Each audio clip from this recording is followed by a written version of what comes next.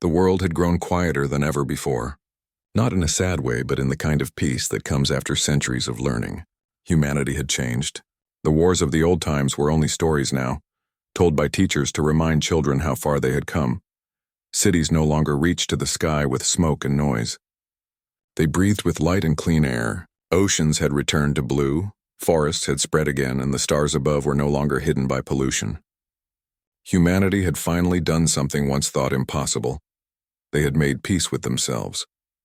The people of Earth looked up to the stars often, not with fear, but with curiosity.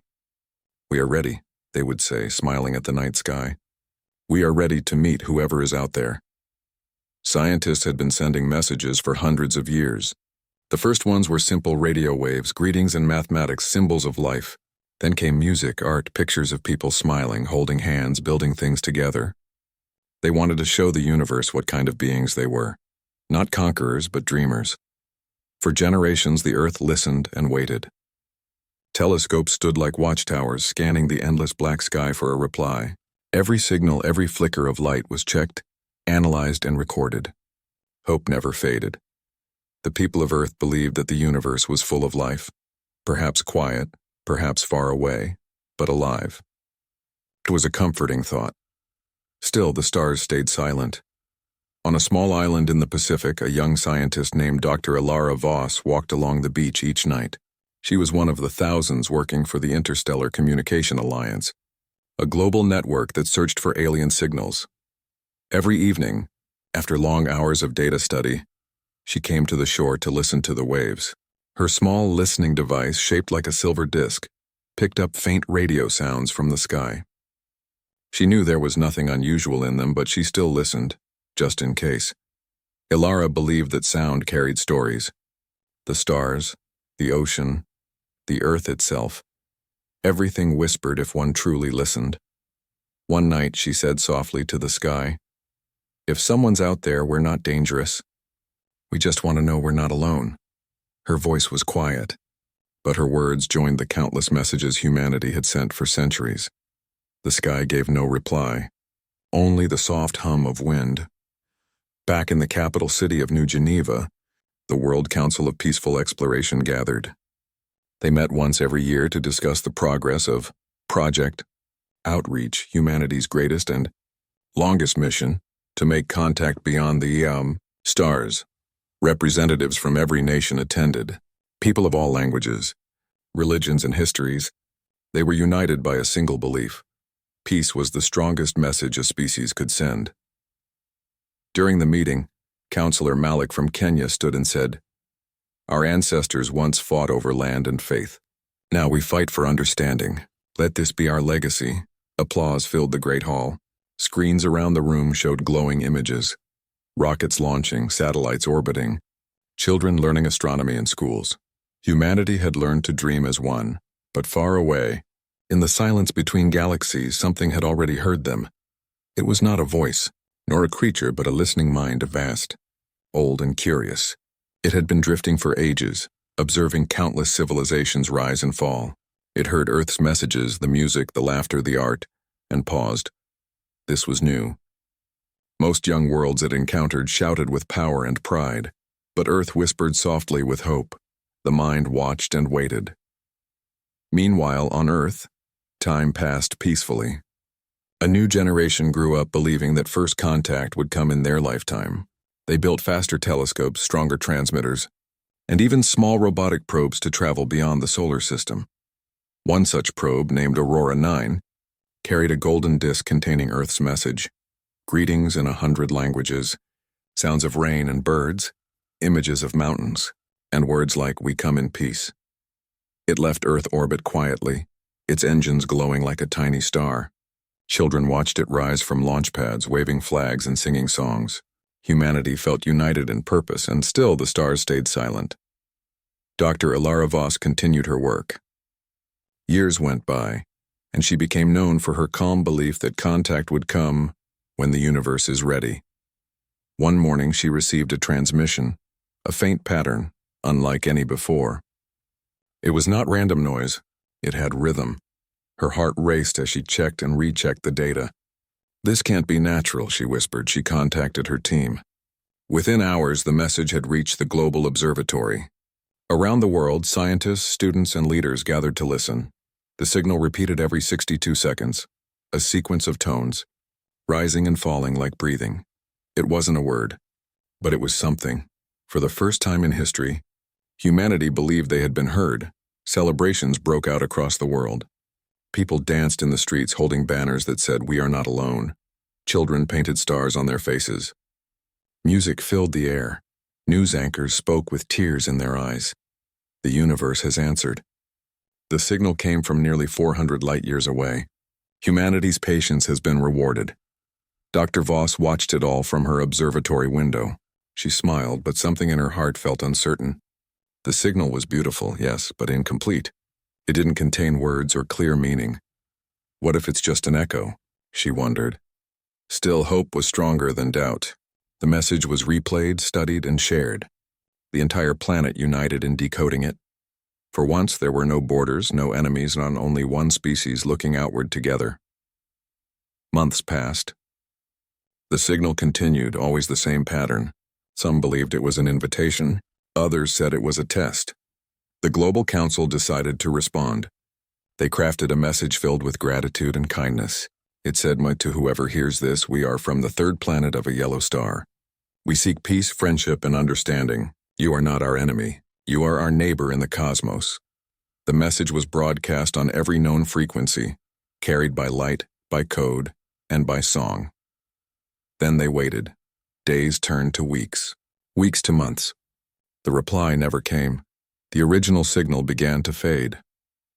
One night, as storms rolled over the Pacific, Dr. Voss sat by her observatory window. She watched the lightning and listened to the static in her headphones. A strange sadness filled her. Not because humanity failed, but because she realized something. Sometimes silence is also an answer. Perhaps the universe wasn't ready. Or perhaps it had already seen too many worlds fall to noise and pride. Still, humanity did not give up. They continued to send songs, stories, and pictures, even laughter. The world had learned that peace was not a message sent once. It was something lived every day. 50 years passed. Generations changed. Humanity's technology grew stronger, and their hearts more patient. The first colonies on Mars began to bloom with greenhouses. Space stations circled Earth like silent guardians. Humanity had not received a reply, but that no longer mattered as much. They had become the message. Every act of kindness, every discovery, every poem written beneath the stars was part of Earth's voice. And somewhere beyond the reach of telescopes, that ancient listening mind, the one that had first heard them centuries ago, stirred again. It had watched humanity's persistence with quiet fascination. So fragile, it thought, and yet so determined. It began to move. Back on Earth, a new dawn rose over the cities.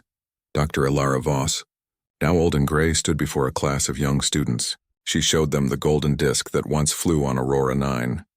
"This," she said softly, "is our message to the stars. It carries our songs, our laughter, and our mistakes. It tells them who we are, not perfect, but hopeful." A young boy raised his hand. "Do you think they'll ever answer, Doctor?" Ilara smiled gently. "Maybe. But remember this, the most important part isn't their reply. It's that we tried." The children nodded, gazing out the window at the blue sky beyond. And high above them, in the silent dark, something shimmered. A faint new light appeared among the stars, too distant to see clearly, but bright enough to be noticed by every observatory on Earth. The instruments began to hum. Signals flickered to life. The universe was stirring. The new light in the sky had become brighter each night. At first, astronomers thought it was just a supernova, a star dying far away. But then it moved. And stars, as everyone knew, did not move like that. All over Earth, telescopes pointed toward the glowing spot. It was steady, bright, and coming closer. In New Geneva, the World Council of Exploration called an emergency meeting. Holographic screens filled the great glass hall, showing the same strange light from different observatories around the planet. Dr. Ilara Voss, now older but still active, sat at the center table, her silver hair tied back neatly. Her voice was calm as she said, "It's not natural. The movement is too precise, too steady. It's controlled." The hall went silent. Everyone understood what that meant. Someone or something was coming. In the following weeks, Earth held its breath. News channels showed the light growing brighter each day. People gathered in parks and rooftops at night, watching the new star that shone near the constellation Orion. Children called it the Visitor's Star. Artists painted it. Musicians wrote songs about it. Hope returned stronger than ever.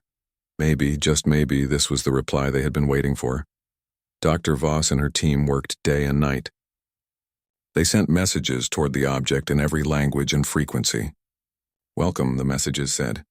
"We come in peace. We wish to understand you." There was no reply. Still, humanity did not panic. They believed in peace. They believed the visitors would understand kindness. The light grew larger until one clear night it split into many smaller points. Through telescopes, the scientists saw structures, shining, symmetrical, moving gracefully through the void. "They're ships," whispered a young technician. "There are hundreds of them." The council met again. Some members were excited. Others looked worried. Counselor Malik, who had aged gracefully, said, "We must prepare a welcoming signal." "They may be unsure of our intentions," Ilara nodded. "Agreed. Let's show them what humanity is: music, art, peace, friendship. They must see we mean no harm."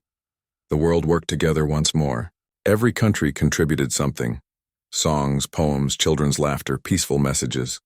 Satellites transmitted these greetings toward the incoming fleet. And still, there was no answer. As the weeks passed, people began to notice something odd. The fleet was slowing down. Not near Earth, but beyond the moon. The ship stopped just far enough to be seen with the naked eye, as silver specks glimmering against the dark. Then, nothing. No signals. No movement. It was as if they were watching. For days, the world felt frozen. News anchors spoke softly, as if afraid to disturb the silence. "We don't know what they're waiting for," said one report. "There's been no sign of aggression. They're simply there." Ilara Voss stood on the balcony of her observatory one evening, gazing up. Her heart was heavy, not with fear, but with uncertainty. "Why won't they speak to us?" she whispered. A soft voice replied behind her. Her young assistant, Mira. "Maybe they don't speak the way we do. Maybe they're listening first." Ilara smiled faintly. "Then let's keep speaking kindly. That's all we can do." Weeks turned into months. Humanity continued sending peaceful broadcasts. Children made drawings that were transmitted into space. Choirs sang songs that echoed beyond the clouds. But slowly, tension began to build. People started asking questions. Why are they still silent? Why don't they land? What if they don't like us? Governments assured everyone that all was under control. But even they didn't know the truth. The ships hung there, still and silent, like watchers between Earth and the stars. Then one morning something changed. A brilliant wave of light swept across the sky. Every communications satellite on Earth blinked out for a moment. Screens went dark. Signals vanished and then, just as suddenly, came back. Technicians reported strange new code inside their systems, unreadable patterns that appeared and vanished. Dr. Voss looked at the data and frowned. "They've touched our network," she said quietly. "They're not attacking. They're studying." "Studying what?" asked Mira. Ilara looked up at the stars. Us. For a time, nothing else happened. The ships remained silent, but their presence changed everything. Humanity looked inward. People began to think differently about themselves. If another species truly existed, intelligent and watching, what did that mean for humanity's place in the universe? Some became hopeful. This is our chance to learn. Others became uneasy. What if they don't understand peace the way we do? Dr. Voss tried to keep the world calm. She gave interviews, speaking gently and wisely. "We must not fear what we do not yet understand," she said. "Remember, peace is not weakness, it's patience." Her words comforted millions. Then after almost a full year of silence, the ships moved again. They didn't come closer, but their formation changed. From hundreds of scattered points, they aligned into a perfect circle, a pattern that stretched across the sky. Mathematicians quickly realized it was not random. The shape matched the orbit of Earth's moon. It was a sign, a message. "They're showing us they understand our planet," Ilara explained. "They're trying to communicate through structure, not sound." Humanity responded by sending mathematical sequences, hoping to continue the dialogue. But this time, the reply came instantly. Every telescope on Earth picked up a sudden flash. A short burst of light from the center of the circle. It repeated 3 times. Then everything went dark. Again, scientists everywhere worked tirelessly to decode it. It wasn't harmful. It didn't damage anything. It was simply puzzling. Mira stared at the pattern for hours until suddenly she gasped. Dr. Voss, look, the light pulse matches our first radio message to the stars. The timing is the same. Ilara leaned in, her eyes widening. You're right. They're echoing our oldest message. The one that said, "We come in peace." Her heart filled with emotion. For so long, humanity had waited to be heard, and now the stars were answering in their own way. It was beautiful. The world celebrated again. All over the planet, people sang, danced, and cried with joy. Fireworks lit up the night, though some said they were unnecessary. The real lights were already shining in the sky. Messages of gratitude were sent out again, thanking the mysterious visitors for their peaceful reply. But not everyone was convinced. Some scientists noticed new signals hidden within the light, faint, complex, almost like data. They seemed harmless, but no one could decode them fully. Still, the celebrations continued. Humanity believed they had achieved what generations had dreamed of: contact. Months later, Dr. Voss began to notice strange readings. The visitors' ships were no longer stationary. They were slowly drifting into new positions, not toward Earth, but around it, forming another vast shape. Mira watched the new readings nervously. It looks like they're building something. Ilara studied the data. Perhaps it's a station, she said hopefully. Maybe a gift. Maybe a bridge between our worlds. She wanted to believe that. Everyone did. The news spread. The visitors are constructing something near our orbit. The people of Earth called it the halo. Weeks later, the halo was complete. A shining ring of silver light encircled the Earth's orbit. It shimmered beautifully, reflecting sunlight like a second moon. From the ground, it looked like a glowing ribbon across the night sky. People stood in awe. Poets called it the crown of humanity. No one knew its purpose, but it brought wonder, not fear. Dr. Voss smiled as she watched it from her balcony. Perhaps it's a sign of friendship, she said. They are showing us we are not alone. But the beauty of the halo carried mystery. When telescopes scanned it, they discovered strange pulses running through it, like a heartbeat. Every hour, the halo would glow brighter for exactly 7 seconds, then fade again. Ilara watched carefully. It's not random, she murmured. It's counting something. What could it be counting? Mira asked. Ilara looked up at the glowing ring, her reflection shining in the observatory window. Time, she said softly. It's counting time. People began to grow curious. Some wondered if the halo was a gift, a machine to help humanity explore space. Others worried it might be observing them, but life on Earth continued. Children still played, artists still painted, and every night humanity looked up and felt both small and important at the same time. The universe had noticed them. That was enough, for now. On the first anniversary of the halo's creation, the World Council hosted a global broadcast. Leaders and scientists thanked the unknown visitors for their silent friendship. Dr. Voss spoke at the end of the ceremony. Her voice was calm, yet emotional.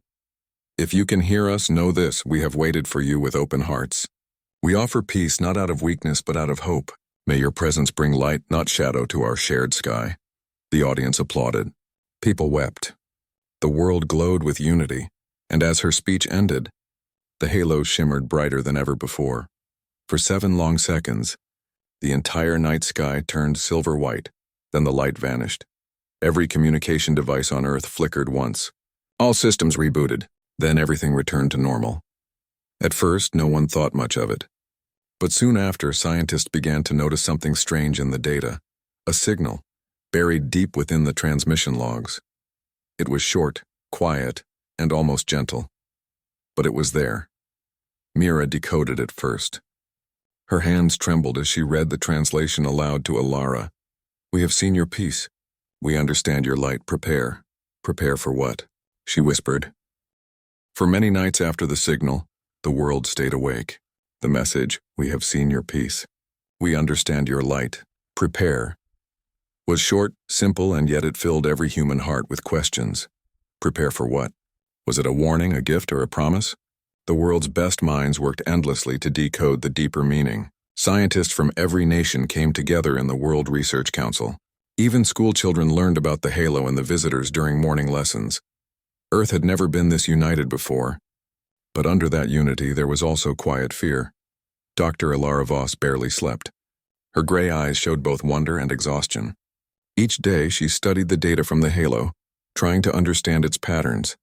She spoke softly to her assistant, Mira, who stayed by her side day and night.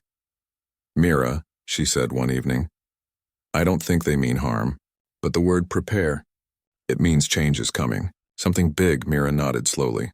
"Do you think they're coming here?" Ilara looked out the observatory window. The halo still shone faintly above Earth, glowing like a silver crown around the planet. "Maybe not in the way we imagine," she said. "Maybe they're preparing us for something else." The message spread through every part of human life. Religious leaders spoke of it in prayers, calling it a sign of awakening. Artists painted great murals showing the halo as a symbol of rebirth. Scientists described it as a message of transformation, a chance to learn beyond human limits. It was as if every person on Earth had been given the same question, and everyone searched for their own answer. And yet the halo remained silent. It floated in the sky, motionless, perfect, patient. Months passed. The strange pulses of light continued every hour, and people began to notice something remarkable. The pattern of the halo's glow matched the movement of Earth's seasons. When it was winter, the halo shone brighter. When it was summer, it dimmed. "It's learning about us," Mira said one morning, watching the data scroll across her screen. "It's observing the rhythm of our planet." Ilara smiled faintly. "It's like a mirror. It's reflecting what we are." But deep inside, she wondered, was the halo just watching, or was it teaching? One night, when the air was calm and the stars clear, the halo changed. A new beam of light extended from its edge, reaching toward the moon. The beam did not touch it, but surrounded it in a soft glow. For the first time in history, the moon shone brighter than the sun. Across the world, people stopped what they were doing to look up. The silver light touched oceans, mountains, and cities. It felt gentle, warm, even comforting.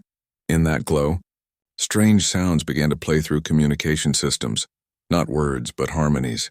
Soft and musical. It was a song. Dr. Voss and her team recorded it immediately. The melody was simple but powerful, rising and falling like breathing. It reminded her of something. Then she realized, and it was almost identical to the signal humanity had first received from the stars decades ago. "They're repeating our music," Ilara whispered. "The same pattern that came to us before they arrived. It's not random, it's connected." Mira's eyes shone. "So they heard us?" "Even before they came," Ilara nodded. "They did. And now they're singing back." For weeks, the halo song filled the airwaves. Musicians played it in concerts. Children hummed it at school. It became known as the light song. It seemed peaceful, but to those who studied it closely, there was something else hidden in its notes. A second rhythm, soft but constant, like a quiet heartbeat. Ilara noticed it first. She spent long nights listening to the song on repeat. Then one evening she realized something extraordinary. The hidden rhythm wasn't random. It matched the exact vibration frequency of the human heartbeat. "They're copying us," she said softly. "They're syncing with us." Mira looked at her in awe. "Why?" Ilara didn't answer. Her thoughts were far away. Soon after, something began to change on Earth itself. Small signals started appearing in unexpected places. Faint energy readings from deep underground. Strange magnetic waves in oceans, tiny flickers of light over forests. They were harmless, but they followed the same rhythm as the halo. "It's like the Earth is answering," said Mira, staring at the readings. Ilara agreed. Maybe this is what they meant by prepare. They're awakening something inside our planet. Or inside us. All over the world, people began to experience something they couldn't explain. Dreams, vivid, bright, and strangely the same.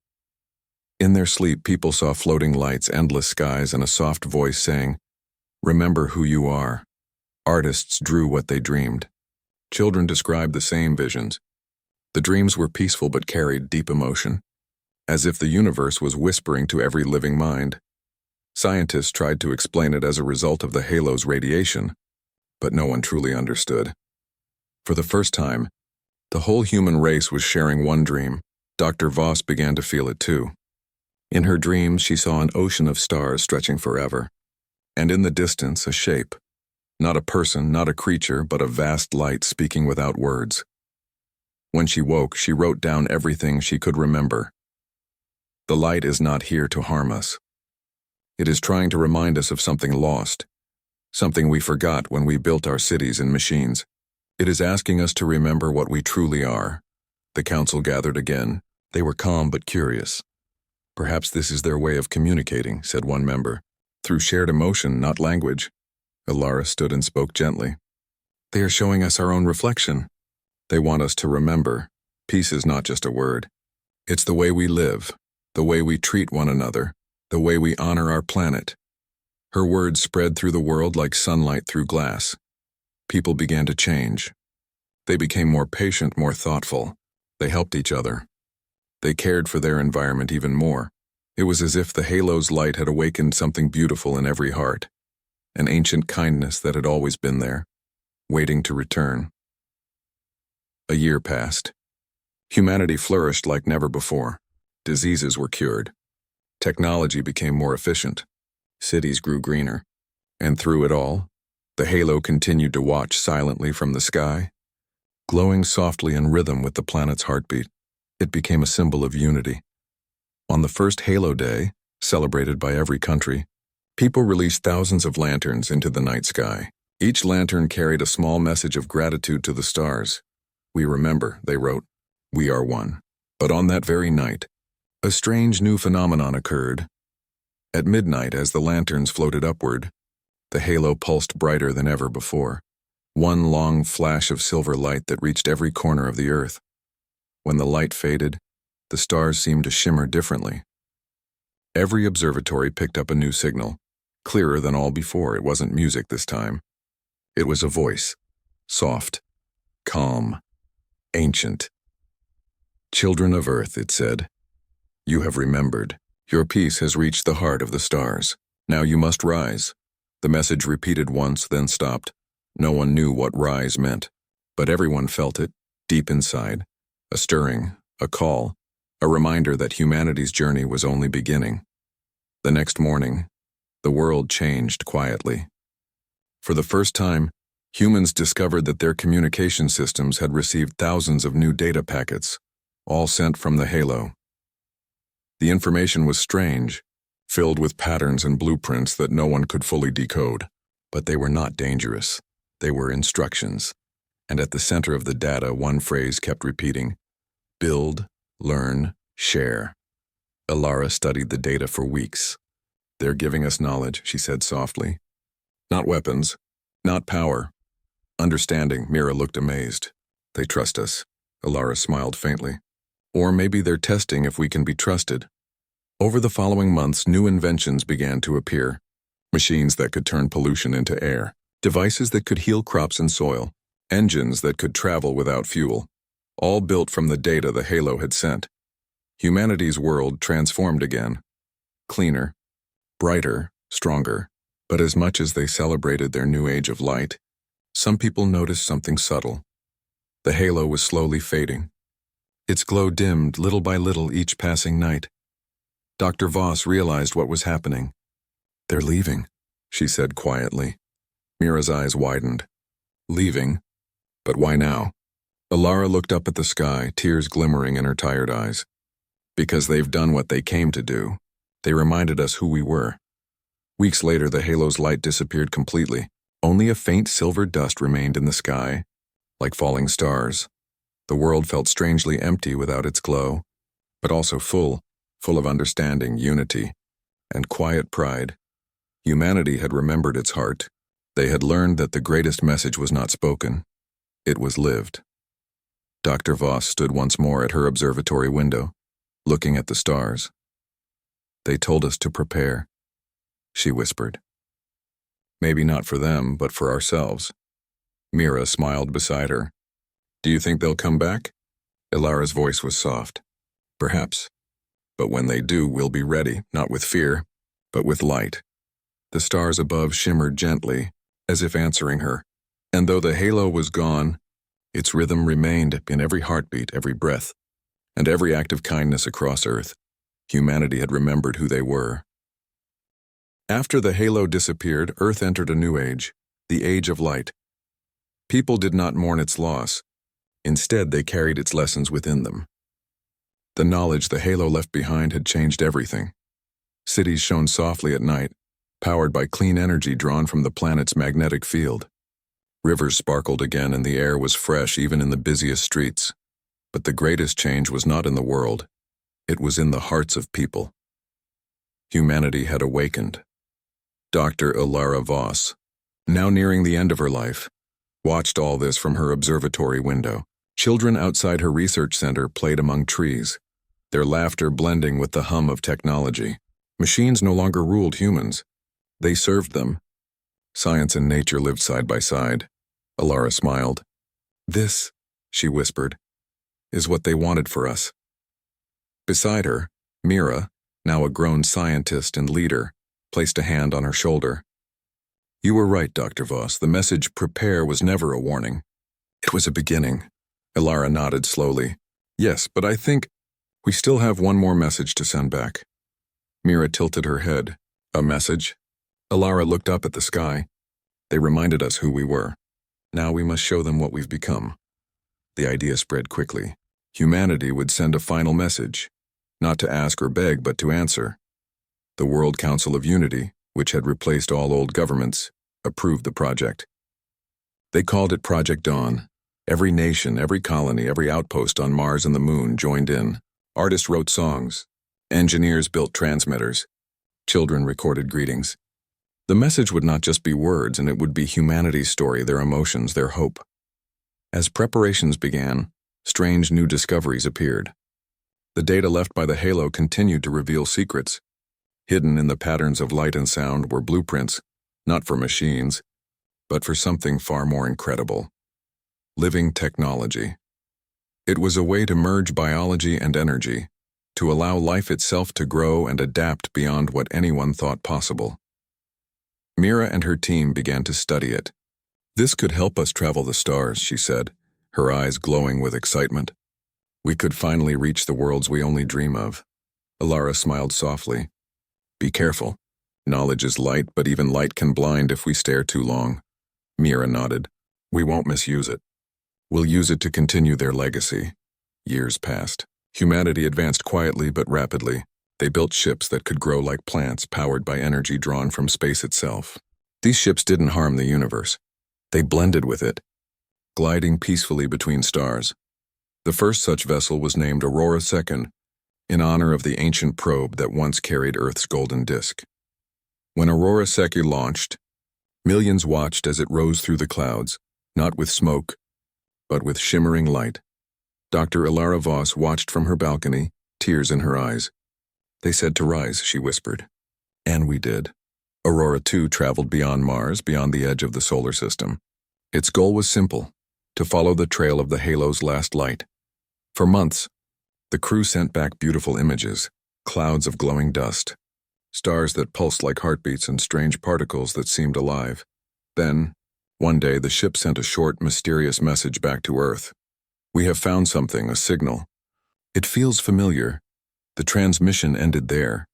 No one heard from Aurora Teku again. The silence was not met with fear, but with reflection. Dr. Ilara Voss, now frail and resting in her observatory, heard the news and smiled faintly. "They found them," she whispered. "The ones who taught us peace." That night she passed away peacefully, her face calm, her hands folded over her chest. The world mourned her, but her legacy remained in every heart. Mira became her successor, and under Mira's leadership, Project Dawn continued.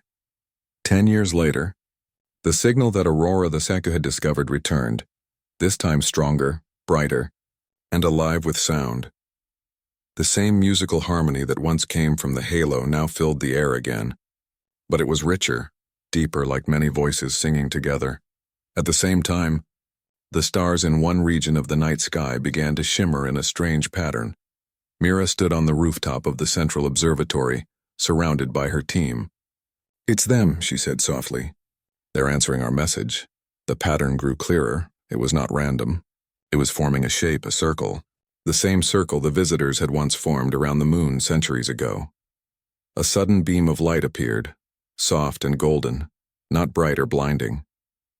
It didn't come from a single point but from many stars at once, as if the universe itself was speaking. The light didn't touch Earth, but it covered the sky like a curtain of warmth, and then the stars whispered again. "We have watched your rise. You have learned peace, but now you must protect it." Mira's eyes widened. Protect it? From what? No answer came. Only silence and soft light remained. For months after that, humanity worked to interpret the new message. The world was calm but thoughtful. What could threaten peace? Mira began to understand slowly. Not all civilizations in the universe were like theirs. Not all would believe in kindness. Perhaps that was why the ancient beings had watched them so closely. They wanted humanity to be strong.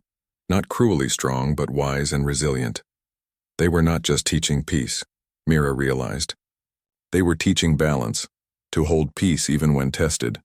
She wrote those words in her journal, underlined twice. True peace is not the absence of challenge. It is the courage to remain kind even when the universe is not.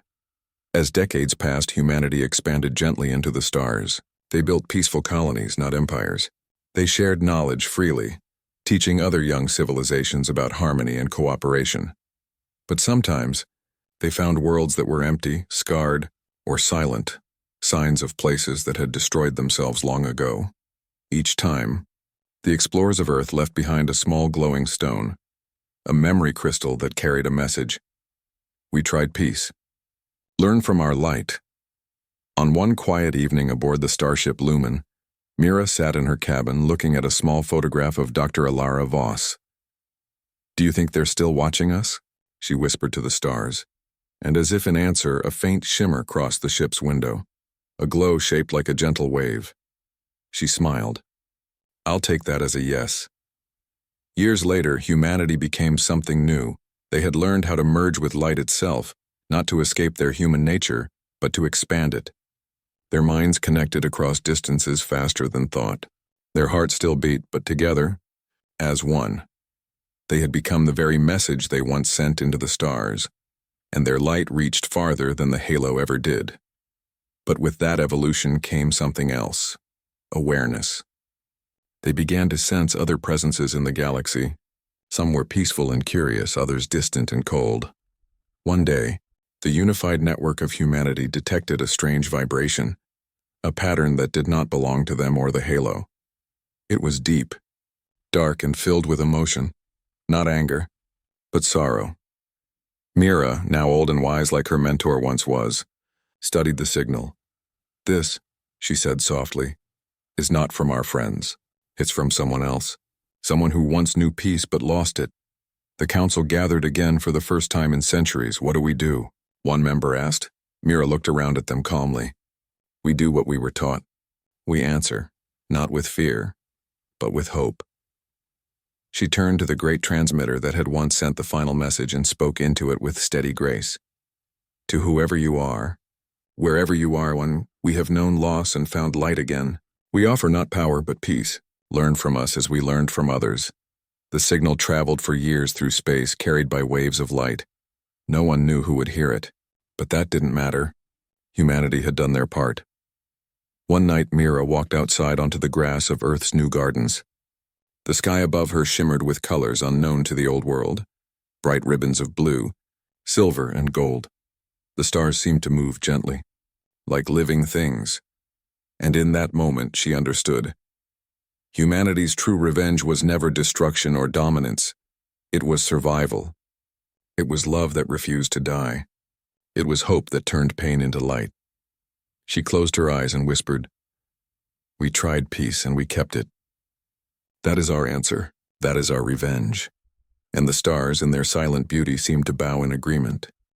The universe was quiet again, but not empty. Humanity had spread far, to the moons, to the quiet red planets, even to the rings of faraway worlds. They built cities that floated on light, gardens that grew in the dark, and ships that moved with thought instead of fuel. But no matter how far they traveled, they always looked back at the blue planet where it all began. Earth still shone in the middle of the stars, a small, gentle world alive and green. Generations had passed since Dr. Alara Voss and Mira first heard the Halo's song. Yet their story was still told in every classroom, every colony and every gathering under the stars.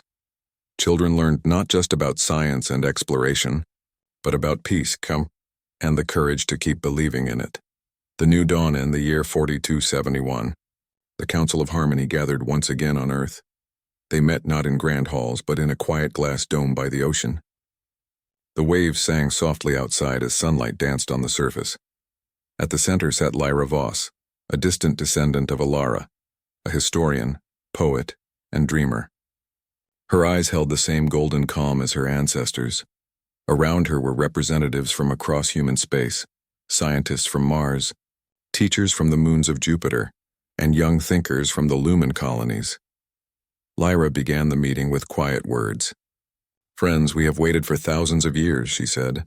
"We sent our message to the universe.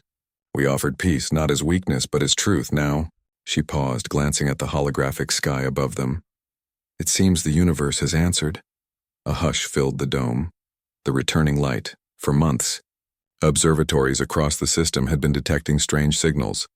Not random noise, but perfect harmony. It came not from one star, but from many, as though the cosmos itself had begun to sing.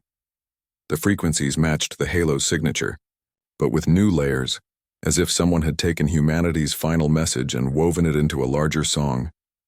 "It's not just sound," said an engineer from Europa. "It's data. It's communication. It's emotion." Lyra looked up at the display of golden waves moving across the screen. "What does it say?" she asked softly. The engineer smiled, tears in her eyes. "It says, 'We have heard you.'" The room fell silent. No one moved. Even the sound of the sea outside seemed to fade. After centuries, the stars had spoken back. The gathering of light all over human space, people stopped what they were doing to watch the skies. On Mars, children stood under transparent domes, eyes wide with wonder. On Titan, miners and scientists turned off their machines and looked toward the distant sun. Even in deep space, travelers saw the same thing. A light forming, soft, golden, peaceful, stretching across the darkness. The light wasn't an explosion or beam. It was gentle, almost alive, like ripples of water. It reached every planet, every ship, every human heart. Lyra stepped outside the dome, her feet sinking into cool sand. The ocean was glowing, not from reflection but from the same light that filled the sky. Her voice trembled. "It's them. The voice of the stars." Then the light began to speak. Not in words, but in feelings. Everyone could understand it, no matter what language they spoke or where they were. It was like hearing music that came from inside their own hearts. "Children of Earth," the voice said, soft as wind and deep as oceans. "You have grown. You have remembered peace when it was easiest to forget. You have learned the strength that comes not from power but from unity." Lyra fell to her knees in awe. "You watched us. All this time?" "We watched," the voice continued, "and we waited. When your world was quiet, we listened. When you suffered, we sent light. You became what you were meant to be, the keepers of balance." The message was filled with warmth, but also something else. Pride. "Many have tried peace and lost it, but you kept it alive. You turned your pain into wisdom. You turned your fear into light. Humanity has answered the universe's oldest question." Lyra closed her eyes. "What question?" she whispered. "Whether kindness can survive the stars." The gift, the light grew brighter, forming shapes, vast, gentle forms made of pure energy. They resembled beings, but not like humans, tall and fluid, made of light and thought. "You called us the halo," they said, "but we are not one. We are many. We are the chorus of the living cosmos, and now you are part of us." The people across human space could feel it, their thoughts touching the light, their emotions flowing like rivers into the cosmic song. It didn't take anything from them. Instead, it added memories, understanding, and peace beyond imagination. Lyra saw visions of other worlds, other species, some living, some gone. She saw the endless pattern of creation and renewal that tied everything together. And then she saw Earth, her home, glowing brighter than all the rest. The being spoke again. "Your world carries more than life. It carries meaning. The light that began there will guide others." They stretched their luminous arms toward the sky, and a beam of soft golden energy descended upon Earth, surrounding it like a gentle shield.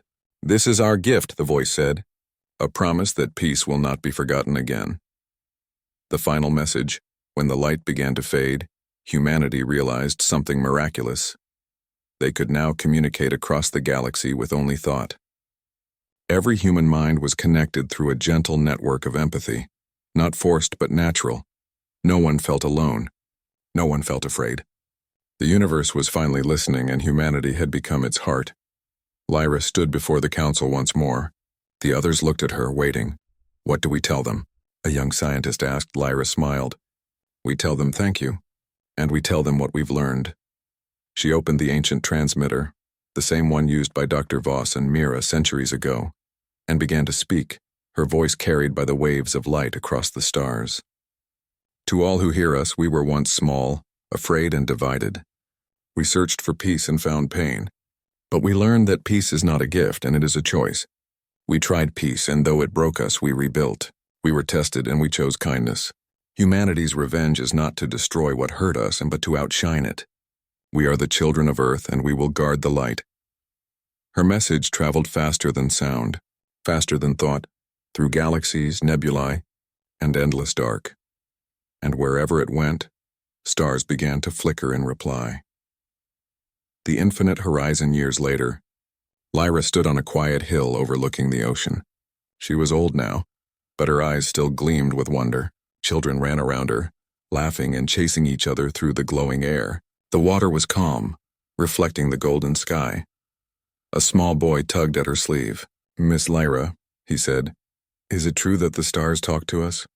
She smiled and nodded. "Yes, little one. They did." "What did they say?" he asked. Lyra looked at the horizon. The sun was setting, painting the clouds with every color she had ever known. "They said," she whispered, "that we are part of them, that peace isn't something we find in the sky. It's something we carry inside." The boy grinned, looking up at the stars that had just begun to appear. "Then maybe one day we can talk to them again." Lyra nodded. "You will, because they're still listening." That night, when the stars filled the heavens, a single bright light appeared, brighter than any other. It pulsed gently like a heartbeat. People across the world saw it and smiled. Some said it was a new star. Others said it was the halo returning home. But Lyra knew what it was. She closed her eyes and whispered softly into the wind. "We tried peace, and we found it." Epilogue, the eternal message 1,000 years later. Long after Lyra and her generation had joined the stars, travelers from another galaxy arrived near the solar system. They found a glowing sphere orbiting the quiet blue planet, a monument made of light and memory. When they touched it, it spoke to them in a calm human voice. "This is Earth. We were once broken, but we healed. We were once silenced, but we learned to sing. If you have found this, know that peace is possible. We tried peace, we kept it, and now it is your turn." The travelers bowed their heads. In that moment, they understood what humanity had meant, that the greatest power in the universe was not strength, but compassion, and so the message continued, passed from world to world, from age to age, until even the universe itself began to hum with the song of peace.